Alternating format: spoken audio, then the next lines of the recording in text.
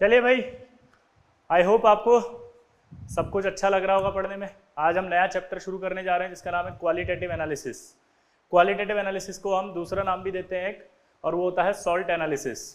तो qualitative analysis बोला जाए या सॉल्ट एनालिसिस बोला जाए, एक ही बात है। अब सॉल्ट एनालिसिस कैसे होता है ये समझते हैं हम। इसके लिए आपको लैब में जाना पड़ेगा। आप लैब में जब एंट्री करते हैं तो लैब में एंट्री करते समय आपको वहां पर एक पर्सन दिखाई देता है, वो आपको एक कागज में पुड़िया दे देता है, ठीक है। उस पुड़िया को आप जब खोलते हैं तो उसमें कुछ पाउडर जैसा दिखता है, वो वाइट भी हो सकता है, अलग भी हो सकता है, कुछ भी हो सकता है। तो जब वो आपको पाउडर नजर आता है तो आपके मन में एक ख्याल आता है कि इसको क्या करें। तो अब आंसर है इसका एनालिसिस करो। फिर सवाल आता है कि ये है क्या, तो ये सॉल्ट या सॉल्ट के मिक्सचर हो सकते हैं। इसका मतलब आपको जो दिया गया है वो मिक्सचर, वो सॉल्ट या उसके मतलब एक सॉल्ट या दो, एक से ज्यादा सॉल्ट का मिक्सचर हो सकता है। आपको उसका क्या करना है, एनालिसिस करना है। आपको उसका एनालिसिस करना है, मतलब क्या करना है, सॉल्ट एनालिसिस। अब सॉल्ट एनालिसिस करना है तो सबसे पहले ये समझना पड़ेगा कि सॉल्ट बनता कैसे है। तो सॉल्ट आपका बनता है आपका NaOH प्लस HCl, ये बेस और ये एसिड, और ये जब मिलेंगे आपस में तो ये बनाएंगे NaCl प्लस H2O। अब इस सॉल्ट फॉर्मेशन को आप देखें यहाँ पे, तो आपका ये Na प्लस हो गया और ये आपका Cl माइनस हो गया। तो जब एक सॉल्ट बनता है तो एक सॉल्ट बनने पर जो कैटायन है comes from base, anion comes from acid. दोबारा बोलो, cation comes from base, anion comes from acid. दोबारा बोलो, cation comes from base, anion comes from acid. क्या बोला, जल्दी बताओ, बोलो। कैटायन कम्स फ्रॉम बेस और एनायन कम्स फ्रॉम एसिड। तो यानी कि कैटायन जो होगा वो बेस से आएगा, एनायन आपका जो है वो एसिड से आएगा, इसीलिए कैटायन को बेसिक रेडिकल और एनायन को एसिडिक रेडिकल भी कहते हैं। समझ गए। तो आपको एक नई चीज पता चली कि हमें एग्जाम में क्या दिया जाएगा। हमें एक सॉल्ट दिया जाएगा, हमें उसका एनालिसिस करना पड़ेगा। सॉल्ट का एनालिसिस मतलब उसके कॉन्स्टिट्यूएंट्स आयन का एनालिसिस। कॉन्स्टिट्यूएंट्स आयन का एनालिसिस मतलब कैटायन एनायन का एनालिसिस। कैटायन एनायन का एनालिसिस मतलब बेसिक और एसिडिक रेडिकल का एनालिसिस। बेसिक और एसिडिक रेडिकल का एनालिसिस। तो आपको सवाल जब भी दिया जाएगा तो ऐसे लिया जाएगा कि आइडेंटिफाई दीज बेसिक रेडिकल्स, या लिखा जाएगा आइडेंटिफाई दीज एसिडिक रेडिकल्स। क्या दिया जाएगा, आइडेंटिफाई दीज बेसिक रेडिकल्स, या लिखा जाएगा identified by these acidic radicals. तो आपको एक नई चीज सीखने को मिली कि सॉल्ट एनालिसिस के अंदर कैटायन जो होता है उसको अपन क्या बोलते हैं, बेसिक रेडिकल, और एनायन जो बोलते हैं उसको एसिडिक रेडिकल। तो नोट करके लिखो, सॉल्ट एनालिसिस क्या होता है, इसमें लिखो analysis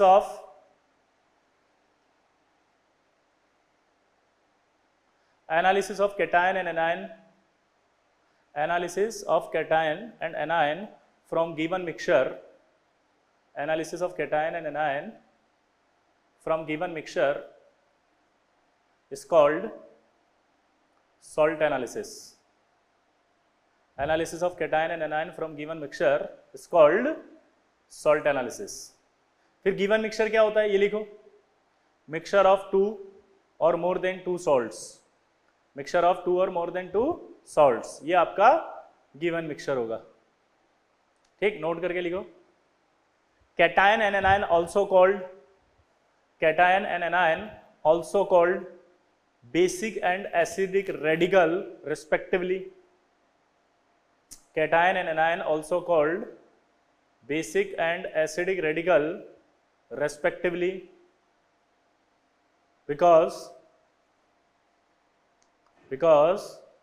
during salt formation,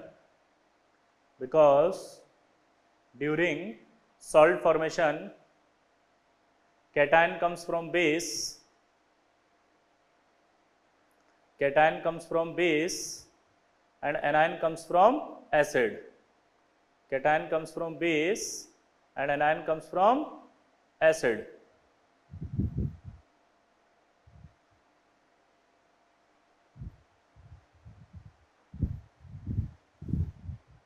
Clear?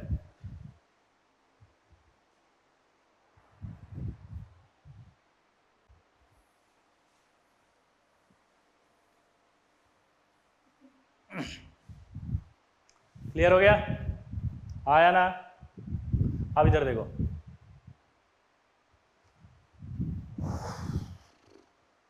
Clear सबको?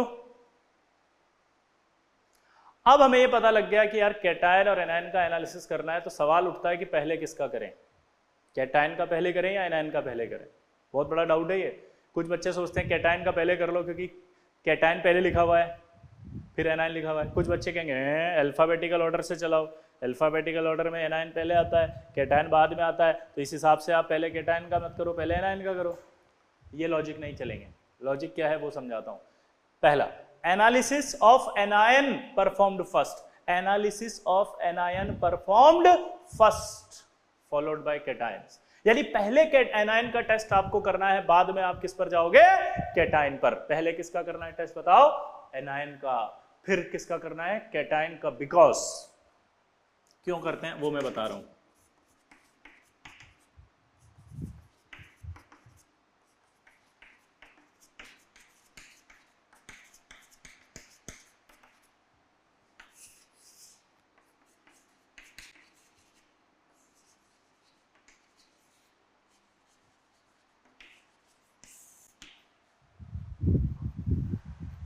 ये आपके क्या कहलाते हैं? Interfering radicals. क्या कहलाते हैं? Interfering radicals.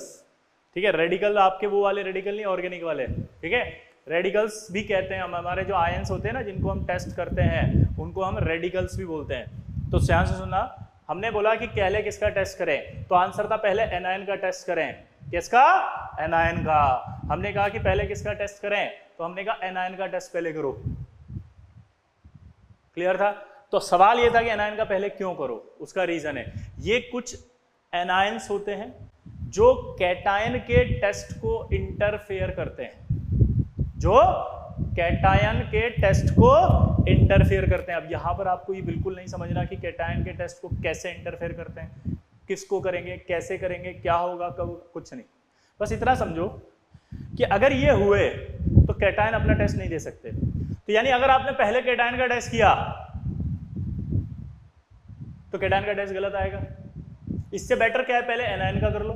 एनायन के टेस्ट करते समय आपको पता चल गया कि ये है तो इन्हें निकाल लो और फिर कैटायन का लगाओ। इसलिए पहले कैटायन का नहीं किया जाता, पहले एनायन का किया जाता है। ठीक है, और ये जो इंटरफियरिंग रेडिकल्स होते हैं ना वो कैटायंस को इंटरफेयर करते हैं। कहां से वो बताता हूं। जब हम कैटायन की बात करेंगे, अभी नहीं पढ़ रहे हम, कैटायन को हम आगे पढ़ेंगे। तो जब हम कैटायन की बात करते हैं तो कैटायन जो होते हैं उन्हें 6 ग्रुप में डिवाइड किया गया है और एक अलग से ग्रुप रखा गया 0। तो जो 6 ग्रुप होता है उसमें first, second, third, fourth, fifth, six ऐसे ग्रुप है। ये एस ब्लॉक वाले ग्रुप नहीं है, पी ब्लॉक वाले ग्रुप नहीं है, पीरियोडिक वाले ग्रुप नहीं है, ये अलग से ग्रुप हैं, कैटायंस के लिए बनाए गए हैं। ठीक है, उसमें ये interfering radical third group cation से इंटरफेयर करते हैं। कहां से इंटरफेयर करते हैं बताओ? थर्ड ग्रुप में एल्यूमिनियम रखा गया है, क्रोमियम रखा गया है और Fe+3 रखा गया है। तो आपको नोट करके यहाँ पर लिख सकते हैं कि जो इंटरफियरिंग रेडिकल्स होते हैं वो थर्ड ग्रुप कैटायन से इंटरफेयर करते हैं। यानी थर्ड को भी इंटरफेयर करेंगे, फोर्थ को भी करेंगे, फिफ्थ को भी करेंगे और सिक्स्थ को भी करेंगे। मैं फिर से बोल रहा हूँ, जिन भी बच्चों को डाउट आ रहा है वो समझ लें कि कैसे इंटरफेयर करेंगे, ये हम बाद में पढ़ेंगे। कैटायन में किन को इंटरफेयर करते हैं वो मैंने बता दिया कि थर्ड ग्रुप को इंटरफेयर करते हैं। ये भी बता दिया मैंने आपको कि 1 से 6 ग्रुप में डिवाइड किया गया है इनको।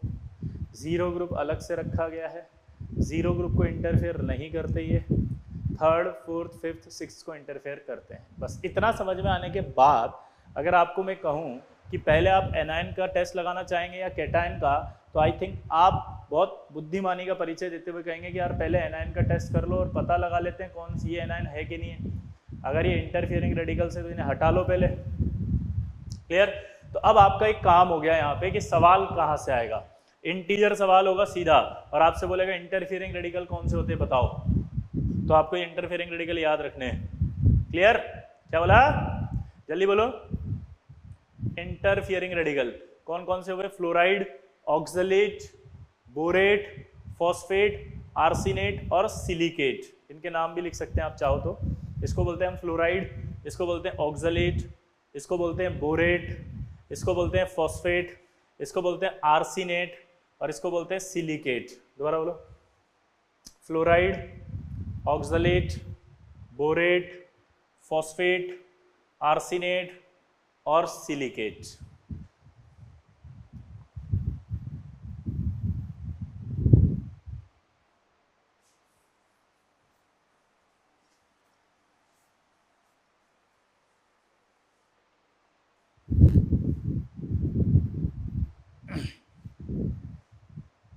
Clear?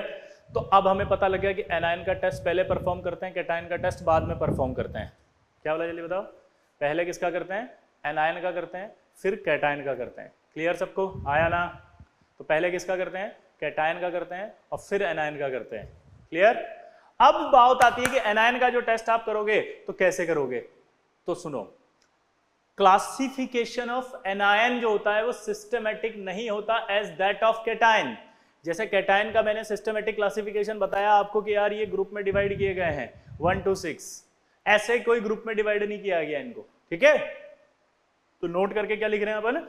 Classification of anion is not systematic as that of cation, however, लेकिन फिर भी there volatile product formation tendency with acid, यानी कि इनकी वोलेटाइल प्रोडक्ट बनाने की जो टेंडेंसी होती है विद एसिड, उसके बेसिस पे इन्हें दो पार्ट्स में डिवाइड किया गया है, class A, class B.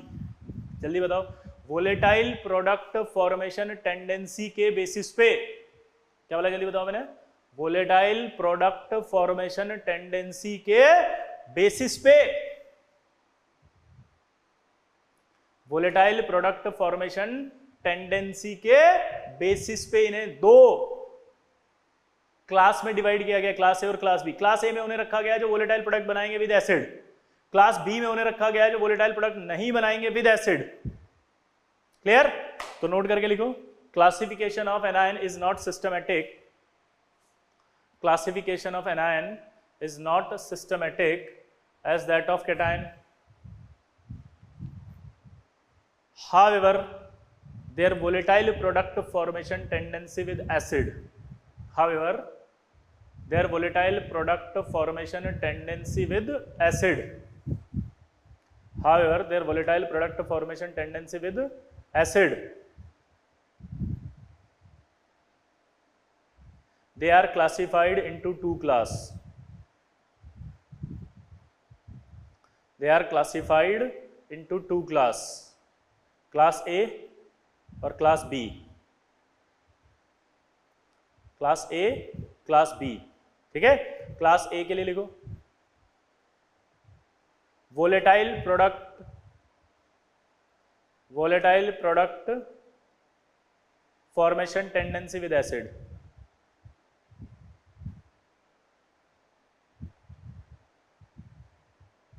Class B में लिखो do not form volatile product with acid, do not form volatile product with acid, do not form volatile product with acid, but identified by their reactions in aqueous solution, but identified by their reactions in aqueous solution, identified by their reactions in aqueous solution। तो class A और class B में हमने divide कर दिया, ये आपके class ए आ गया, ये आपका क्लास बी आ गया। क्लियर सबको? अब क्लास ए जो है उसके अंदर हमने क्या रखा था कि क्लास ए के अंदर उन्हें रखा गया है जो टेस्ट वोलेटाइल प्रोडक्ट बनाएंगे विद एसिड, क्लास बी में वो रखा गया जो वोलेटाइल प्रोडक्ट नहीं बनाएंगे विद एसिड। क्लियर? अब हम लैब में गए और हमने कहा साला अब बताओ एग्जामिनर, अब टेस्ट करके बताते हैं आपको। ठीक है, तो जब हम जाएंगे अंदर तो हम जाते ही हम शॉक्ड हो गए। क्यों? क्योंकि जब एसिड की बोतल को मैंने उठाया टेस्ट करने के लिए तो एक एसिड पे लिखा हुआ था डाइल्यूट HCl या डाइल्यूट H2SO4 और एक पे लिखा था कंसंट्रेट H2SO4। तो मेरे डाउट आया नहीं आया कि कौन सा एसिड यूज करूं, डाइल्यूट लूं या कॉन्सेंट्रेट? तो इसी बेसिस पे क्लास ए जो है उसको दो हिस्सों में डिवाइड किया गया है। पहला सब ग्रुप 1 और दूसरा सब ग्रुप 2। क्लियर? तो पहला आ जाएगा क्लास ए के अंदर सब ग्रुप 1 और सब ग्रुप 2। सब ग्रुप 1 जो होंगे वो आइडेंटिफाइड होंगे विद डाइल्यूट HCl और डाइल्यूट H2SO4। वो किससे होंगे? डाइल्यूट HCl या डाइल्यूट H2SO4 से। और जो सब ग्रुप 2 आइडेंटिफाई होंगे वो होंगे कंसंट्रेटेड H2SO4 से।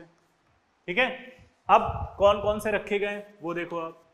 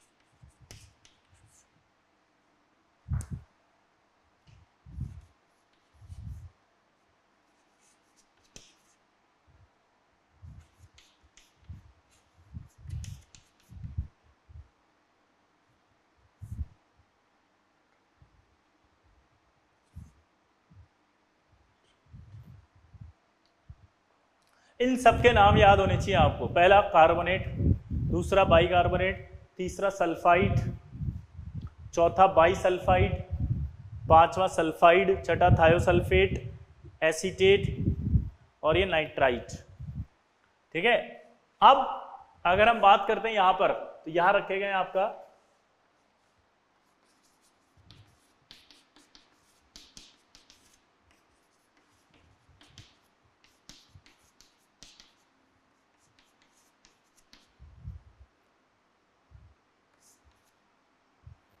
इसका नाम तो आपको पता ही है,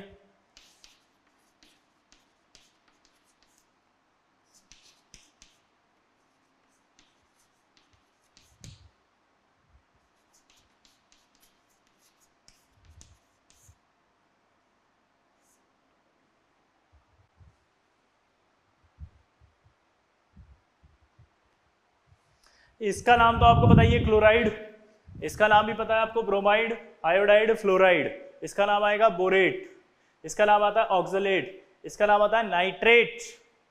क्लियर? दोबारा से समझेंगे, इसका नाम आएगा क्लोराइड, इसका ब्रोमाइड, इसका आयोडाइड, इसका फ्लोराइड, इसका बोरेट, इसका ऑक्सलेट और इसका नाइट्रेट। क्लियर? अब इधर देखो,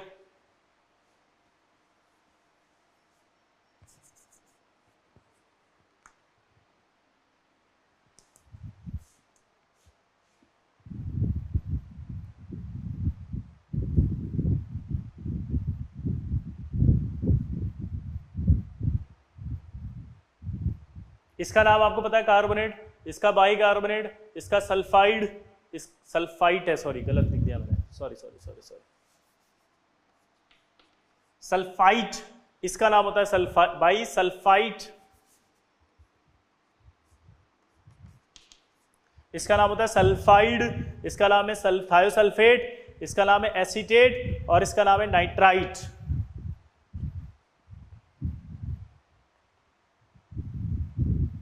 ठीक है, ये आपके सब ग्रुप 1 में रखे गए, ये सब ग्रुप 2 में रखे गए हैं।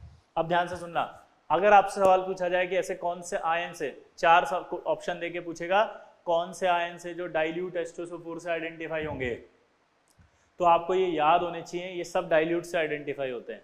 अगर आपसे बोले कौन से कंसंट्रेटेड H2SO4 से आइडेंटिफाई होंगे, तो आपको याद होनी चाहिए कि ये सारे कंसंट्रेटेड H2SO4 से आइडेंटिफाई होते हैं।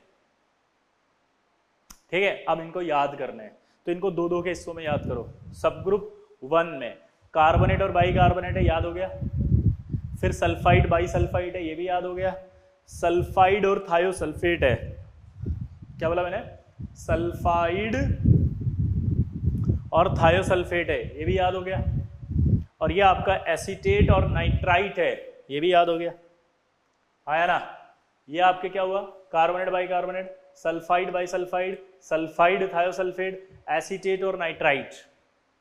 चलो याद करो मन में फटाफट, कार्बोनेट बाई कार्बोनेट, फिर sulphide by sulphide, sulphide thiosulphate, acetate और नाइट्राइट।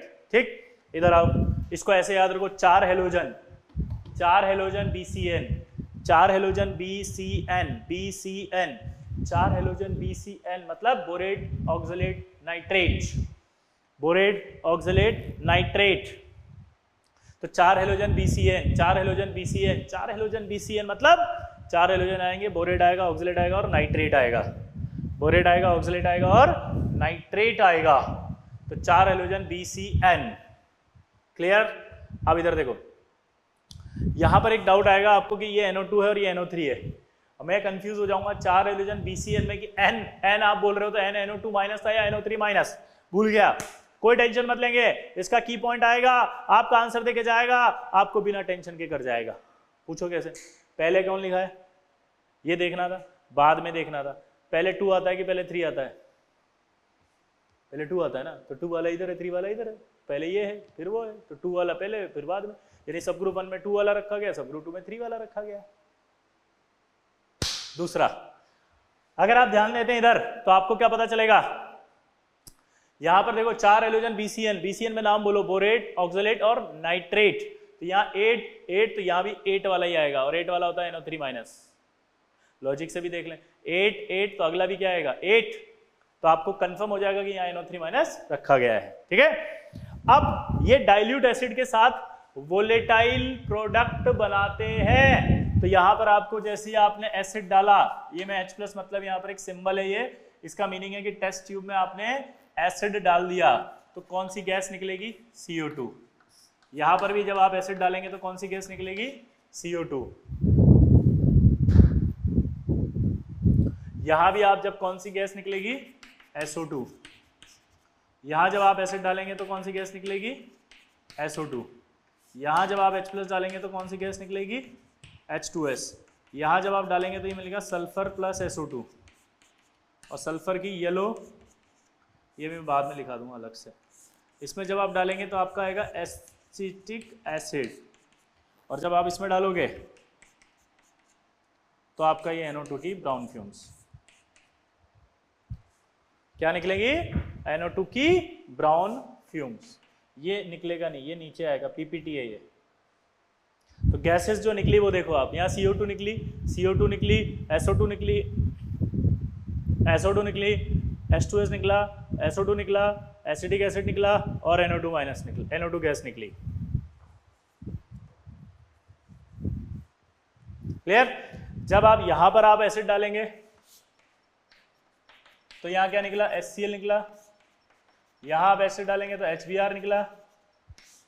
क्लियर, नहीं यही डाउट आएगा बस आपको, यहाँ Br2 निकलेगा, यहाँ I2 निकलेगा, लेकिन यहाँ वापस HF निकलेगा।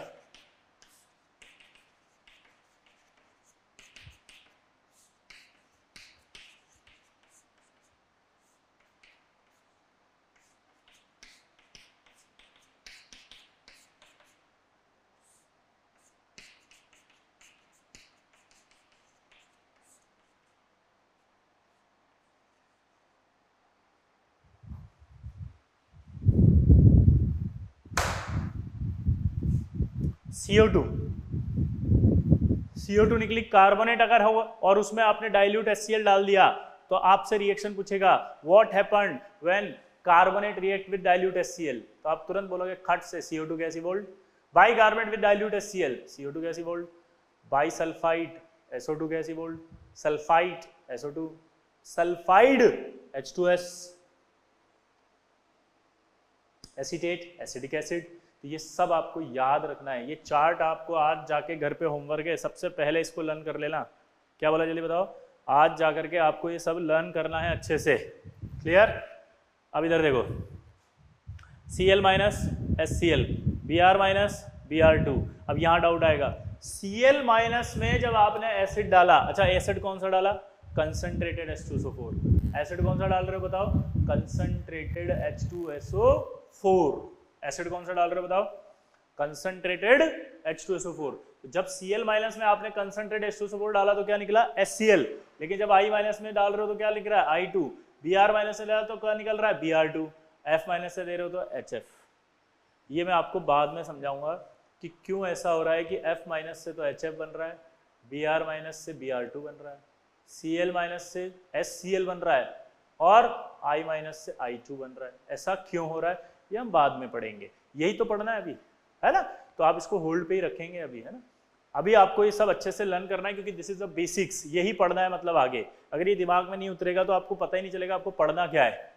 क्लियर। अब बात करते हैं कि टेस्ट करते कैसे हैं। तो जैसे मैं आपको लैब में गया, लैब में जाने के बाद ये टेस्ट ट्यूब है मेरे पास, इस टेस्ट ट्यूब में ये मिक्सर डाल दिया, मिक्सर डालने के बाद इसमें आपने एसिड डाला। अब जब एसिड डाला तो CO2 निकली। अब आपको कैसे पता कि CO2 निकली है, कैसे पता? CO2 आके कहेगी हाय पुनिया मैं आ गई, hello Puniya how are you, नहीं ना, हमें क्या पता। यानी कि उसका भी कोई ऑब्जर्वेशन होना चाहिए जो हमारे को पता हो। तो उसका ऑब्जर्वेशन है कि CO2 जब बाहर निकलती है तो ब्रिस्क इफरवेसेंस के साथ निकलती है। कैसे? ब्रिस्क इफरवेसेंस, तीव्र बुदबुदाहट के साथ। ब्रिस्क इफरवेसेंस का मतलब हिंदी में क्या होता है? तीव्र बुदबुदाहट के साथ। ब्रिस्क इफरवेसेंस, तीव्र बुदबुदाहट के साथ, तीव्र बुदबुदाहट के साथ। अब ये कैसी होती है इसको भी देखो, फील करो। कोल्ड ड्रिंक की बोतल देखिए, कोल्ड ड्रिंक की बोतल को ऐसे शेक करो और खोल दो तो अचानक से CO2 बाहर निकलती है बहुत ज्यादा, अचानक से CO2 बहुत ज्यादा बाहर निकलती है। हाँ यार,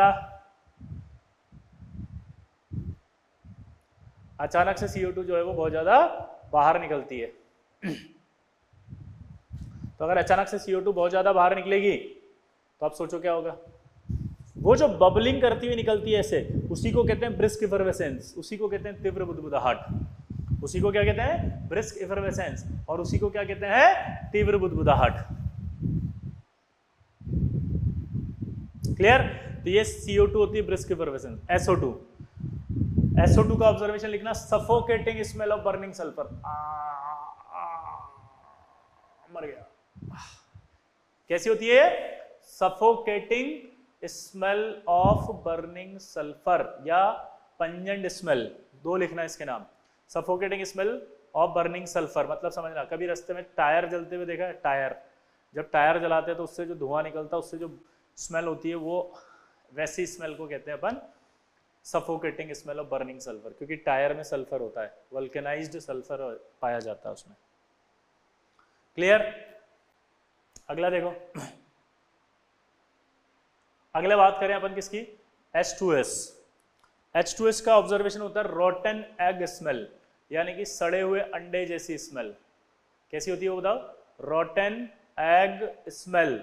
रोटन एग मतलब होता है सड़े हुए अंडे जैसी स्मेल। क्या बोला बताओ मैंने? रोटन एग स्मेल यानी कि सड़े हुए अंडे जैसी स्मेल। ठीक है। अब सड़ा हुआ अंडा कैसा होता है अगर नहीं पता तो एक काम करना, 1 किलो अंडे खरीदना, बैग में डाल देना और फोड़ देना उनको। फोड़ने के बाद आप क्या करना, उसको पड़े रहने देना 10 दिन तक। 10 दिन बाद चेन खोलना, चेन खोलने के बाद ऐसे हाथ लगाना बैग के अंदर और रोटन एग स्मेल, मजा आ जाएगा आपको, फील आएगी दिल से, yes it is called rotten egg smell. Clear? अब ये S+SO2 का मतलब क्या है समझना, कि जब आपने टेस्ट ट्यूब लिया और उसके अंदर एसिड डाल दिया तो एसिड डालने पर SO2 तो बाहर निकलेगी और अंदर येलो या व्हाइट टर्बिडिटी दिखने लगेगी। अगर SO2 निकल रही है और अंदर येलो या व्हाइट टर्बिडिटी दिख रही है तो इसका मतलब कंफर्म है कि कौन है, इसका मतलब है कि कंफर्म है कौन है, इसका मतलब है कि कंफर्म है कि कौन है, बोलो, ये थायोसल्फेट है। SO2 भी निकली और नीचे येलो या व्हाइट टर्बिडिटी दिखाई दी तो इसका मतलब कौन है, थायोसल्फेट। फिर उसके बाद एसीटेट आ गया। अब एसीटेट में आपने एसिड डाला तो कौन सी गैस निकली, एसिटिक एसिड, विनेगर स्मेल। क्या निकला, एसिटिक एसिड, विनेगर स्मेल। कैसी स्मेल होती है इसकी, विनेगर स्मेल। कैसी स्मेल होती है बताओ, विनेगर स्मेल। अगला NO2, NO2 का होता है ब्राउन कलर।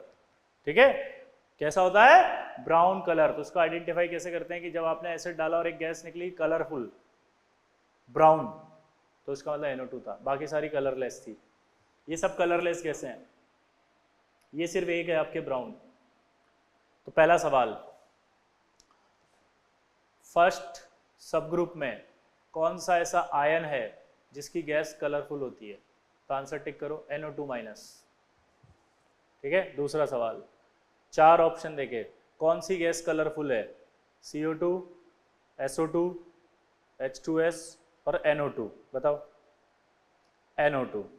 कौन सी गैसेस है जो कलरलेस है? पहला SO2, दूसरा CO2, तीसरा H2S, चौथा ऑल ऑफ दीस। तो आंसर है ऑल ऑफ दीस। क्लियर?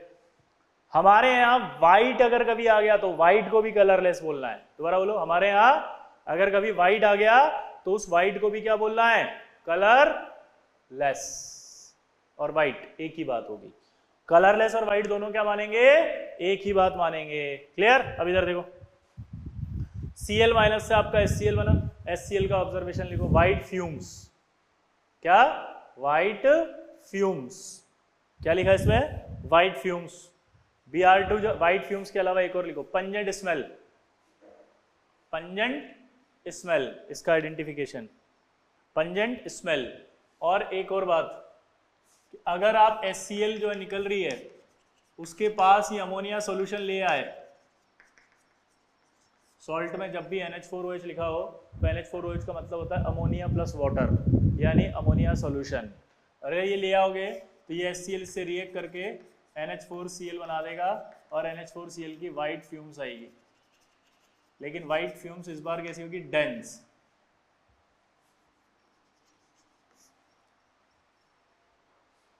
ठीक है, तो व्हाइट डेंस फ्यूम होगी है।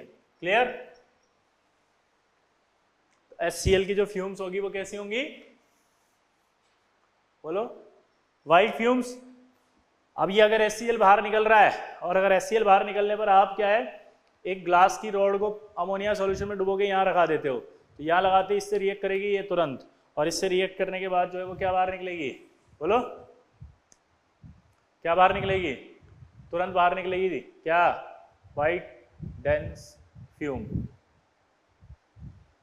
NH4Cl की। तो HCl कंफर्म हो गया। Br2 का लिखो, रेडिश ब्राउन फ्यूम्स। जब बाहर निकलती है तुरंत तो कौन सी फ्यूम्स निकलती है? Reddish brown fumes. I2 का लिखो, वॉयलेट फ्यूम्स। I2 का लिखो, वॉयलेट फ्यूम्स। बोरिक एसिड लिखो, white fumes. CO plus CO2 में लिखो, CO के लिए लिखो कलरलेस गैस। CO के लिए लिखो कलरलेस गैस। ठीक है। दूसरा लिखो, burn with blue flames. Burn with blue flames.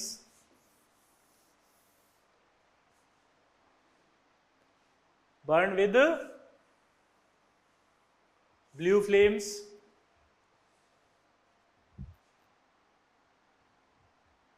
Burn with blue flames. और तीसरा,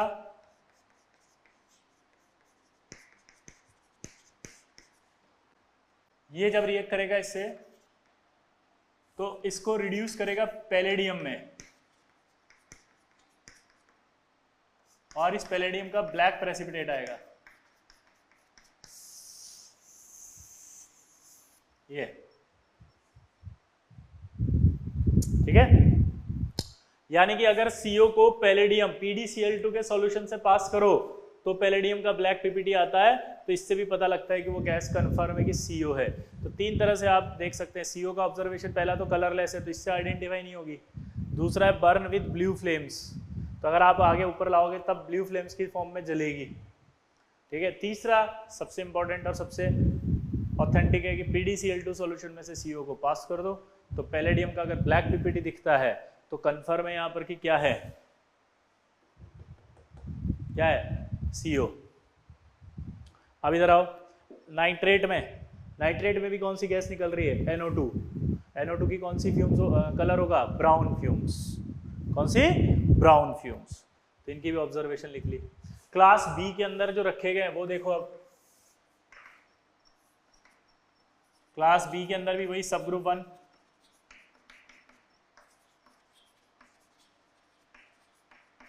ये सब ग्रुप 2,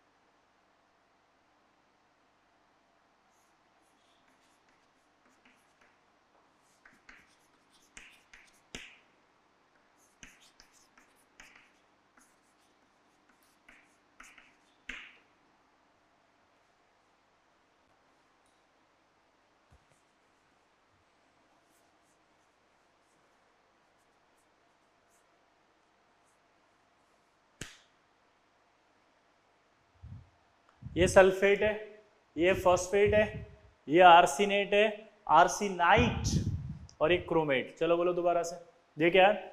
सल्फेट, ये फॉस्फेट, आर्सिनेट, आर्सिनाइट, क्रोमेट। सब ग्रुप 1 ये जो है वो आइडेंटिफाई होंगे देयर पीपीटी रिएक्शंस। यहां नोट करके लिखना, सब group 1 identified by there PPT reactions in aqueous solution. यानी कि ये अपना पीपीटी रिएक्शन बनाएंगे तभी आइडेंटिफाई होंगे, क्योंकि ये वोलेटाइल प्रोडक्ट नहीं बनाते। क्यों? क्योंकि ये वोलेटाइल प्रोडक्ट नहीं बनाते। ठीक है, उधर आओ, यहां लिखना आपको रेडॉक्स रिएक्शन। अब ये दो जगह आया है, क्यों? क्योंकि वो रेडॉक्स से भी आइडेंटिफाई हो जाता है और वो पीपीटी से भी आइडेंटिफाई हो जाता है, इसलिए इसको दो जगह रखा गया है। ठीक है, तो किससे आइडेंटिफाई करेंगे इसको? रेडॉक्स रिएक्शन से। किससे आइडेंटिफाई करेंगे? रेडॉक्स रिएक्शन से। किससे आइडेंटिफाई करेंगे? रेडॉक्स रिएक्शन से।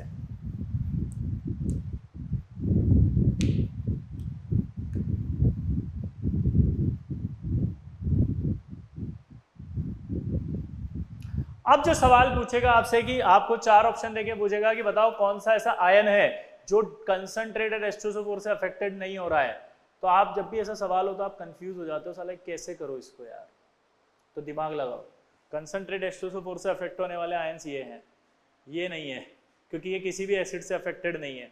तो 4 ऑप्शन में अगर इनमें से कोई भी आयन आ गया तो वो एसिड से अफेक्ट नहीं करेगा, वो एसिड से अफेक्टेड नहीं होगा, क्योंकि वो एसिड से रिएक्ट ही नहीं कर रहा। समझ गए? तो जैसे अब सबसे पहला काम आप ध्यान से सुनना, आज आपका होमवर्क ये है कि आप इसको अच्छे से लर्न करेंगे। अगर आपने ये लर्न नहीं किया तो मैं कुछ नहीं कर सकता, क्योंकि बार बार इन्हीं से रिलेटेड चीज़ें आएंगी। सब ग्रुप 1 कौन सा, सब ग्रुप 2 कौन सा, ठीक है, ये सब चलेगा। तो सब ग्रुप 1 कौन सा, सब ग्रुप 2 कौन सा, इसी पे सारी बातें आएंगी। तो ये सारे आयन्स आपको याद होने चाहिए, इनके नाम याद होने चाहिए। उसके बाद ये कौन सी गैस देते हैं ये पता होना चाहिए, उस गैस का जो ऑब्जर्वेशन है वो पता होना चाहिए। ठीक है, उस पर सवाल आएंगे। जैसे पहला सवाल, which of the following anion does not affected by concentrated H2SO4? लिख लिया? पहला ऑप्शन Cl-, दूसरा ऑप्शन कार्बोनेट आयन, तीसरा ऑप्शन थायोसल्फेट और चौथा ऑप्शन है सल्फेट। आंसर जाएगा चौथा, डेली। क्यों? क्योंकि डेली सल्फेट है, वो अफेक्टेड ही नहीं होगा। क्लियर? दूसरा सवाल, जो भी एसिड, नोट करके लिख लेना इस बात को जो बोल रहा हूं, जो भी एसिड डाइल्यूट से अगर आइडेंटिफाई हो सकते हैं तो वो सब कंसंट्रेट से भी आइडेंटिफाई हो सकते हैं। यार ऐसे समझो, कोई अगर एक घूसे में मर गया तो 2 घूसों में तो मरेगा ही मरेगा, यानी जो डाइल्यूट से आइडेंटिफाई हो रहे हैं वो सब कंसंट्रेट एसिड डालने पर तो आइडेंटिफाई होंगे ही सही। क्लियर? अब अगर आपसे एक सवाल पूछा जाए कि क्लास ए में ऐसे कितने आयन्स हैं जो कलरफुल गैस दे रहे हैं, ऐसे कितने आयन्स हैं जो कलरफुल गैस देंगे कंसंट्रेटेड H2SO4 से? तो कंसंट्रेटेड H2SO4 ये होगा। कलरफुल गैस मैंने बताई थी, रेडिश ब्राउन, वॉयलेट और ब्राउन। ये नहीं बताई थी, इसको कलरलेस बोला था मैंने। ठीक है, तो 3 गैस आई। व्हाइट को हमने कहा था कि कलरलेस मानेंगे, इसलिए कलरफुल नहीं मानेंगे। सवाल फिर से बोल रहा हूं, ऐसे कितने आयन्स हैं जो क्लास ए में जो कलरफुल गैस देंगे? ऐसे कितने आयन हैं जो कलरफुल गैस देंगे। ऐसे कितने आयन है जो कलरफुल गैस देंगे? तो ये आयन दे रहा है, हाँ, ये आयन दे रहा है, हाँ, ये वाला आयन दे रहा है, हाँ, 3 तो हो गए। क्लास ए के अंदर एक ये आयन भी आ रहा है, ये भी कलरफुल दे रहा है, 4 आयन हो गए। कंसंट्रेट H2SO4 से देंगे, क्यों? क्योंकि जो डाइल्यूट से टेस्ट दे रहा है वो कंसंट्रेट से भी दे रहा है। उल्टा करो, लेकिन जो डाइल्यूट से आइडेंटिफाई हो रहे हैं वो तो कंसंट्रेट से हो जाएंगे, लेकिन जो कंसंट्रेट से आइडेंटिफाई हो रहे हैं वो डाइल्यूट से आइडेंटिफाई नहीं होंगे। दोबारा बोलो, वो डाइल्यूट से आइडेंटिफाई नहीं होंगे, वो डाइल्यूट से आइडेंटिफाई, बोलो, नहीं होंगे, वो डाइल्यूट से आइडेंटिफाई नहीं होंगे। क्लियर सबको? आया ना? क्लियर? तो अब पूछा उसने कि ऐसे कितने आयन हैं जो डाइल्यूट से रिएक्ट करके कलरफुल गैस देंगे, देख के बताओ।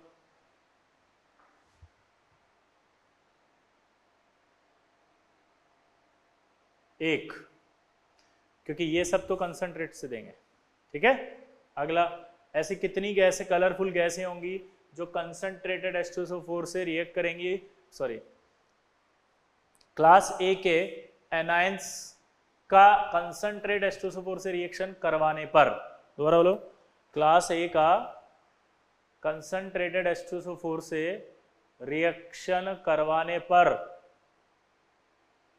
क्लास ए का कंसंट्रेटेड H2SO4 से रिएक्शन करवाने पर कितनी ऐसी गैसें हैं, कितनी कलरफुल गैसें बाहर निकलेंगी? सवाल समझना, कितनी कलरफुल गैस?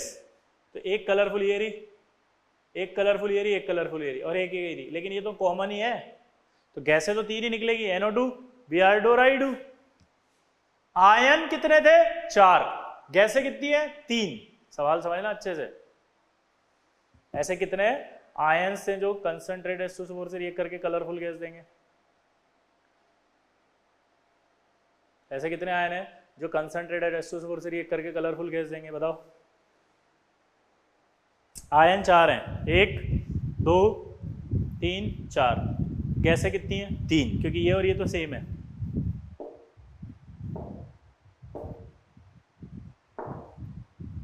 क्लियर?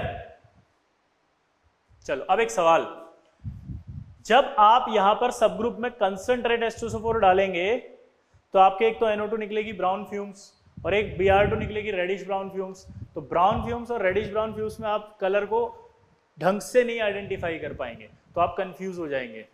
तो इसलिए आपको एक सवाल पूछा जा रहा है कि इनको कैसे आइडेंटिफाई करोगे, ठीक है। तो इनको आइडेंटिफाई करने के लिए आप पानी में से पास करते हैं इनको। पानी में से पास करने पर अगर ब्रोमीन की Br2 हुई, यानी कि रेडिश ब्राउन फ्यूम्स किसकी हुई? Br2 की, तो ब्राउन कलर दे देती है पानी को, यानी कि Br2 impart brown colour to the solution. Br2 impart brown colour to the solution. दोबारा बोलो, Br2 impart brown colour to the solution while NO2 does not, यानी फिर NO2 does not, क्या बोला? NO2 doesn't, NO2 नहीं देगा, ठीक है। तो अगर आपकी ब्राउन फ्यूम्स NO2 की निकल रही है तो कलर नहीं दे रही, पता लग गया, और रेडिश ब्राउन फ्यूम्स निकल रही है तो पता लग गया, ठीक है। तो इस तरह से आइडेंटिफाई करते हैं, नोट करके लिखो। Br2 impart brown colour to the solution, to the aqua solution. Br2 impart brown colour to the aqua solution.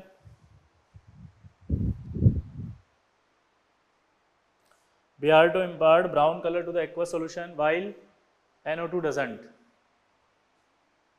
While NO2 doesn't.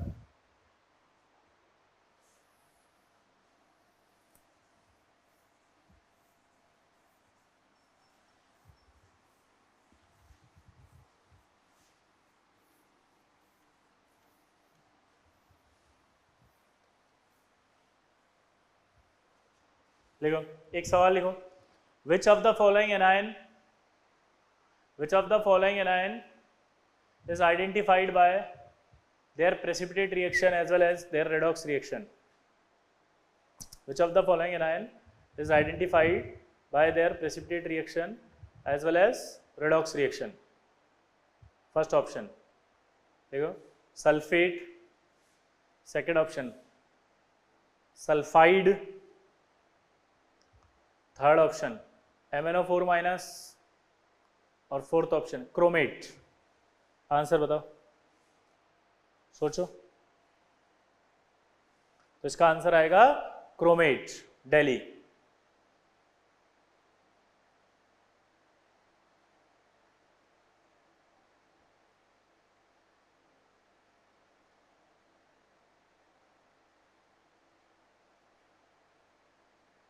ठीक है। अब एक खास बात मैं आपको बताना चाह रहा हूं, जिसको हम नेक्स्ट लेक्चर में पढ़ेंगे, कि जितने भी एनायंस होते हैं,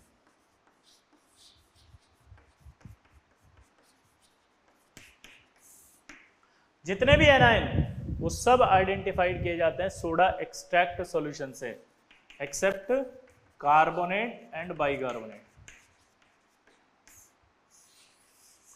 अब ये एक्सेप्ट का मतलब एक्सेप्शन नहीं है, ये नहीं किए जाते इससे, क्यों, वो मैं एक्सप्लेन करूंगा जब इसको बनाऊंगा कि क्यों नहीं कर रहे। आप खुद ही कह दोगे कि पागल हो गए इनका जो इससे करोगे test.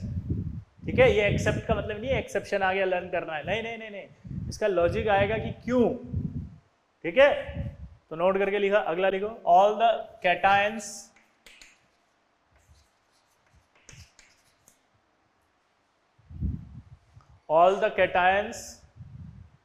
identified by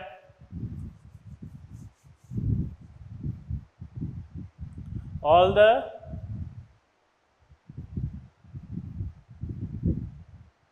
cations identified by their original solution, identified by their original solution, identified by their original solution except NH4+। अब ये क्यों नहीं करते वो मैं बताऊंगा। ठीक है, तो यहां तक की जो बात है वो अच्छे से आपको पहले लर्न करनी है, तभी हम सॉल्ट को आगे पढ़ पाएंगे, तभी आपको फील आएगी। ठीक है, अभी मैं एक सॉल्ट एनालिसिस की एक सॉल्युबिलिटी वाली डीपीपी अपलोड करूंगा, वो सॉल्युबिलिटी वाली डीपीपी लर्न कर लेना अच्छे से, क्योंकि जो अगला लेक्चर आएगा वो उससे कनेक्टेड होगा, फिर बाद में मत बोलना। जब आप उस डीपीपी को देखेंगे तो ऐसे देखना आप, ये डीपीपी आपका फ्रंट पेज दिखेगा, इसमें बॉक्स बना बना के सॉल्युबिलिटी लिखी हुई है, उसको याद करने के बजाय आप पीछे पलटना तो पीछे स्टेटमेंट वाइज सॉल्युबिलिटी लिखी हुई है, तो आप वो पीछे जो स्टेटमेंट वाइज सॉल्युबिलिटी है उसको लर्न कर लेना अच्छे से। ठीक है, वो वही है जो मैं कॉपी में लिखवाता हूँ, ऐसे कि ऐसे ही। क्लियर हो गया, वो अपलोड अभी कर दूंगा। आप आज आपका ये होमवर्क हो गया कि आप उसे लर्न करेंगे, संडे भी आ रहा है, थोड़ा एंजॉय ना करें, उसको अच्छे से लर्न कर लें ताकि आपको इसके सारे कॉन्सेप्ट समझ में आ जाए। ठीक है, तो आई होप आप लर्न करेंगे, प्रॉमिस। ये होमवर्क आपको मिल गया, इस होमवर्क की इज्जत रखना, और इसको पहले तो आज वाला लेक्चर पूरा लर्न कर लेना, और एक वो जो अभी डीपीपी आपको सॉल्युबिलिटी की अपलोड होगी वो लर्न कर लेना। ठीक है, चलिए मिलते हैं फिर अगली क्लास में। आज इतना ही पढ़ाना था, इससे आगे नहीं पढ़ा सकता, क्योंकि जब तक ये दिमाग में फिट नहीं होगा आगे नहीं पढ़ा पाऊंगा मैं। ठीक है, तो ये लर्न करके आना, नहीं तो मैं नहीं जानता हूँ फिर। और सॉल्ट एनालिसिस पूरी केमिस्ट्री का सबसे ज़्यादा वेटेज वाला टॉपिक है, सबसे ज़्यादा और सबसे बड़ा टॉपिक है। 16 नंबर का आता है सवाल, सीधा साला, कॉम्प्रिहेंशन, मैच द कॉलम, सब भिड़ते। और अपने सीनियर से सलाह ले लेना, जिसने इसमें लापरवाही की ना, रोया है वो, उसका सीधा सिलेक्शन रुका है, रैंक भी खत्म। ये बहुत छोटा चैप्टर नहीं है, बहुत हाई फाई चैप्टर है और बहुत बड़ा चैप्टर है, इसके अंदर बहुत सारे सवाल आते हैं। अगर कहीं भी आपने एक भी दिन इसको लर्न करने में लापरवाही रखी तो जैसे हम बोलते हैं सावधानी हटी दुर्घटना घटी। आप जिम्मेदार है, मैं नहीं हूं। अभी जो आईटी देने जा रहे हैं ना, उनसे बात कर लेना एक बार, वो यही कह रहे हैं कि सॉल्ट भैया पढ़ लेना, लापरवाही मत करना, कोई भी होमवर्क मिस कर देना, लेकिन ये मत करना साला ये मिस कर दिया ना तो पूरी केमिस्ट्री से भरोसा उठने लग जाएगा आपका। इसलिए डेली याद करना इसको। ठीक है, चलो।